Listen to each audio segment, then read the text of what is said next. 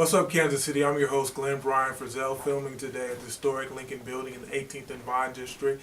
We'd like to welcome today newly elected City Councilwoman of District 5, City Council Lady, Miss Alissia Canady. How are you doing today? I'm doing well, Glenn. How are you? I'm wonderful. I'm glad that you are here with us today. Let's just jump right in there. Let's talk about the transition going from Miss Coquita Hill to yourself. You're going to get sworn in at the Gym Theater on August 1st. Congratulations on the election. We talked earlier, you said campaigning is hard work, but winning, what is winning like? Tell our viewers what winning is like. Winning is the fruit of your labor. That's what winning is, and it's an opportunity to serve and implement all the things that you plan to do, and got the commitment from the community to support you in. So that's what winning is.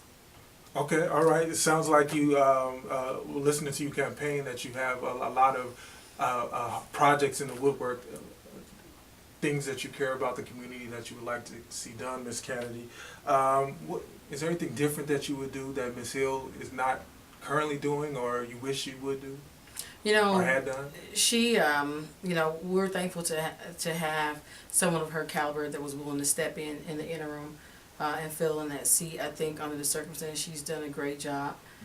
She's engaged people from the community that have not previously had a voice, and she was a good representative and did not bring shame on that seat.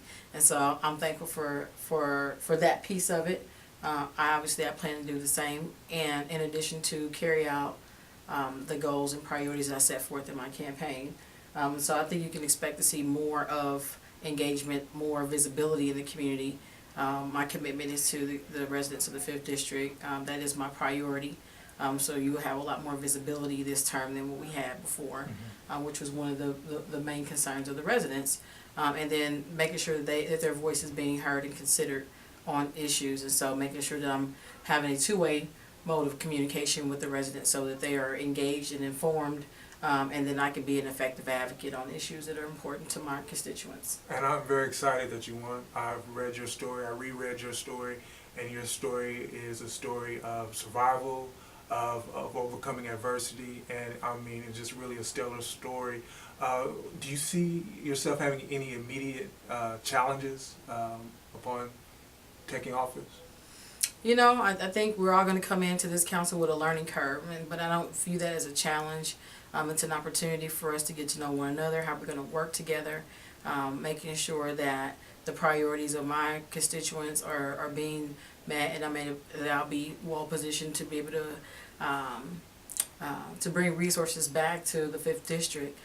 It's been overlooked for a long while, but we have a real gift in the 5th District with the investment of Cerner project. It's a $4 billion development project, the largest in the history of the state, that's happening right in the 5th District. And so my vision is to create a culture of innovation around that. So that Southeast Kansas City will become distinct in that manner, so that we can have some synergy of other innovative type businesses.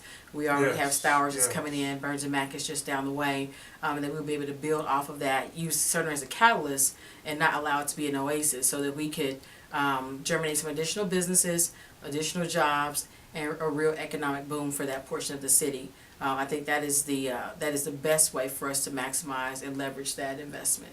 Now, some of the current issues are playing out like kind of a motion picture on the front pages of the Star and in the local section. Currently, minimum wage debate. The City Council has voted to raise it from $7.65 to $8.50 an hour on August 24th. In 2020, they hope it will go up to 13. You have opponents who wanted it at 15. They say that it's not enough. Business leaders who say that this will significantly hurt their overheads. Proponents, including Councilman John Sharp, called it a win for social justice and economic equity. Where do you stand on the minimum wage debate? What do you plan on doing? I support workers' rights. I'm a card-carrying member of Local 42. The prosecutor's office is organized by labor, and I think that workers rights are very important. I think that oftentimes you will have competing interests of workers and owners. And so when you are talking about making sure there's equity, making sure that your workers are cared for, they can provide for their families, that is important to everybody. So I concur with the person who mentioned that it was a win for social justice, but there's still more. And so while we continue to fight on this front for those that are at the lowest level, we have to create opportunities for those that have skills and create more job opportunities for those employers to come into our market that are willing to pay more than minimum wage. But for those that are reluctant to do so, that's why we legislated. Let's talk about businesses and more specifically the Hyatt Hotel proposal. Proponents are saying that it will bring convention business, significant business to the city. Opponents are saying that it will cost taxpayers more than it is evidently going to be worth. Where do you stand on that? You know, and this is on the hotel. Yes. Okay. Well, I mean, it is going to come at a cost. But as with when you're doing business and when you're in dealing with public investments, what is the opportunity cost? What is the opportunity but for this coming in for us to continue for us to be able to secure some of the larger conventions? When one of the criticisms has been is that we don't have enough hotel space for us to host it effectively, and we're so spread out, which is true. You know, what are the alternatives for us to be able to improve in this area? I think that, you know, when the research was done and when they did the analysis, it came out that this was a good way for us to give us, for us to overcome some of those things that were detractors from us being one of the premier places. But I think when you look at the opportunity cost, you have to look at what is the benefit. The benefit to the residents of Kansas City and what does that look like for us in the long term. I think that when you are able to secure additional business, when you are able to create additional jobs, when that building is being built and the number of small businesses and minority businesses that are able to take part in that project, I think we see an immediate economic impact here in Kansas City as long as those jobs are given to those folks that are here in Kansas City. So I think that that would be the piece of it that I would like to make sure that we hold to, because that's something that if the taxpayers are paying for it, we need to see some of those revenues come back through our neighborhoods and our community. Are you saying connect exactly to jobs, connect neighborhood residents to jobs directly? Well, I'm not saying connect them to jobs. What I'm saying is before we have a hotel, you got to build it. Okay, and so when those people were on that job site building the hotel, that's the question: who's going to build it? And so we want to make sure that there are small business owners and minority business owners that are at the very forefront of this project, building those buildings, because that's how you make sure that you're having an economic impact, so that it comes directly back to the neighborhoods. Because big business, the Hilton, they're going to get their money on on the back end and ongoing. But how do we make sure that the residents get an economic boost out of it as well with the incentives that we offered in that package? Okay, all right. Let's talk a little bit about education, and we're just kind of brushing over these. I know that you have more in-depth analysis on your website and your communication directly with your constituents. Citizens of the World Charter, their objective is to create charter schools with a mixture of students that are diverse by culture, class, and race. It's been in the editorial section of Kansas City Star, as well as several other media outlets. Where do you stand on this particular component of charter education? Has that changed since we talked last? You know, I need you to be a little more specific. What do I think about the organization, or just charter schools as a whole? Well, I guess it's a two-part question. First off, what do you think about charter school, and then the citizens? Is it anything different? Does it add a nuance to your opinion about charter schools? I don't think it adds a nuance. I mean, the state of Missouri does allow charter schools in Kansas City. That is what it is. Sure. I think the interest, the conversation, the productive conversation is to make sure that charter school or public school, either of the two options, are providing quality education to our students. That's the key. And so charter, public, private, you want to make sure that they're getting a quality education and they're being prepared for success in the real world. That's what's important. What about the children? Today, Kansas City Star columnist Louis Dukewood released the results of a report, 2015 Kids Count, which measures economic well-being, education, health and family, and community support for children. Kansas came in at number 9. Missouri came in at 24. I know you're a child advocate. Your story is, again, a story of overcoming. Would you like to talk a little bit about your challenges in terms of how you relate to children who are maybe in the same situation as you? You know, and Or you were, and and to offer some background, my experience was I grew up in Kansas City, lived as a child in 3rd District, went to Kansas City Public Schools, graduated from Northeast High School. It was a magnet theme. I experienced the Kansas City desegregation. I was bused from Vineyard neighborhood to Bingham out on 75th and Wyandotte. And Ms. Canady, didn't you work full time to help support your family? I did. So, In high school, went to high school in Northeast, again, lived in Vineyard, was bused to Northeast High School because it was a magnet theme program where I got exposed to law and public service. But I did work. I started working full time my junior year of high school, and to help with the family, and strong work ethic. But I also knew education was extremely important. Took it upon myself. Graduated high school, went to work full time. Worked for a Fortune 500 company. Started college, part-time college, full-time job, and just worked my way through. Park University is my undergrad. They had a very convenient flex program that made it reasonable for me to be able to get through, matriculate, and get my undergraduate degree in finance. So my parallel to families that are in a similar situation where, single parent home, low income, maybe parents working 2 jobs, but the focus has to be on making sure your child gets a quality education. In my household, it was all about survival. You need to make money to be able to pay these bills, but I also had people around me, teachers, that instilled in me that the way to get out of poverty is through education. It wasn't necessarily having a certificate, it was having the know-how to leverage yourself from where you are to where you want to go.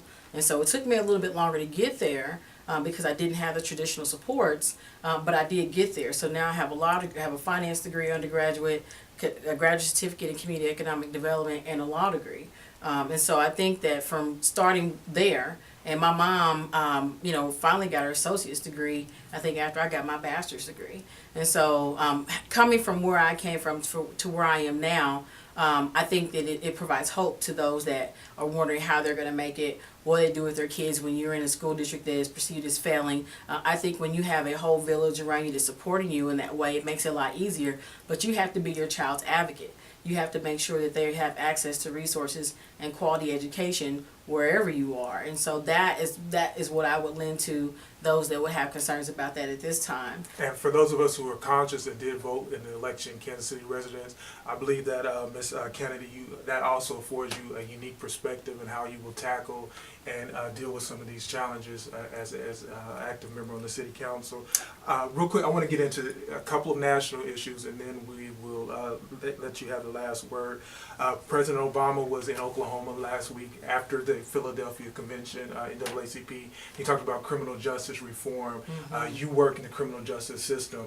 What are your opinions on his push to advocate for reform and allow nonviolent offenders a second chance? I agree. I think that the laws that we have on the books now create a disparate impact on minorities, particularly African Americans. I think that there is no way that someone can look at the numbers and see what has resulted from it and not acknowledge that there needs to be change. Even President Clinton, admitted that the legislation that he enacted, caused greater damage than what he would have ever anticipated it causing. And so with the mandatory minimum sentence at the federal level, with the sentencing guidelines, with the with the drug laws and sentencing, even at the state level, the state of Missouri, the Attorney General's office puts out a report on the stop rate of African Americans, and Kansas City continues to be at the high end of that. And so when you continue to see these disparities at every level, the state, the local, the state, and at the federal level, it's clear that something has to change. And I'm glad that our chief officer acknowledged that, and I'm looking forward to seeing legislators and our congressmen and our senators and even our legislators at the state level to follow suit and begin to make adjustments in that realm. District 5 City Council lady, you talked about just Disparate. The spirit of stopping, let's talk a little bit about Black Lives Matter. There's a conference on the campus of, I believe, Cleveland State University this week, Black Lives Matter. The buzz on the internet is they're hoping that they will address the recent stop and death of Sandra Bland, who was Prairie View. She was stopped. They said she improper lane signal and wound up dead in police custody. Their story is she committed suicide. Internet people aren't buying that. Where do you stand on just the model Black Lives Matters, and tell us a little bit more. Do you think the police are doing an effective job in Kansas City to not just effectively police everybody, not just one racial group? You know, I think in Kansas City we have an advantage because you know, because of the players that are on the field right now. You know, I think we're at an advantage in that regard in Kansas City. Where there's room for opportunities for us to make sure that there's accountability when there are suspicious deaths or reports of harassment or abuse of power with law enforcement. Not all cops are bad, but when there is a report of an incident, there needs to be an independent authority that does an evaluation of that, and there needs to be some accountability. The contrast to Black Lives Matter is that, well, what about black on black crime? Well, we're not talking about that. We're talking about someone who has been given authority and power and has the public trust that abuses that and causes the death of another individual. That's a different level of accountability that needs to come into play in that matter, and there needs to be some serious consequences when those issues or indiscretions are discovered. And I think that when we look at it from that perspective, we begin to really deal with the real issue. You know, it is not okay. It's never okay. And it really offends me when these stories are brought to the forefront. People immediately begin to victim blame. And so I think that when we really narrow down on what the real issue is in this context, and begin to push for legislation and hold those folks accountable, then we'll see change. Wow, you're tough. How come we didn't go to school together? This is one tough lady. In closing, what are your future political aspirations? I know we have to get through the city council term, but do you see yourself mayor, perhaps governor, or even president one day? You know, it's God's will, wherever that goes. Well, we're looking forward to seeing how things turn out and supporting you during this particular city council session. Again, you're sworn in on August the 1st.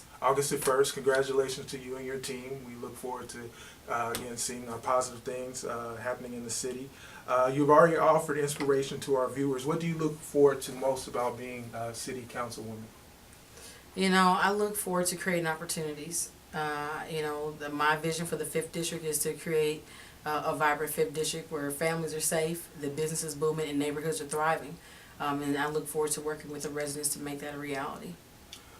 We look forward to having you back on the show and viewer feedback. Hit us up online at www.whatsupkansascity.net. We appreciate your feedback on Facebook, Cascade Media Group. I'm Glenn Bryan Frizzell, your host. Shoot for the sky. Aim high, shoot for the moon, rather. If you miss, at the very least, you would have landed among the moon. I mean, you landed above the stars. Take care until next time. Thank you.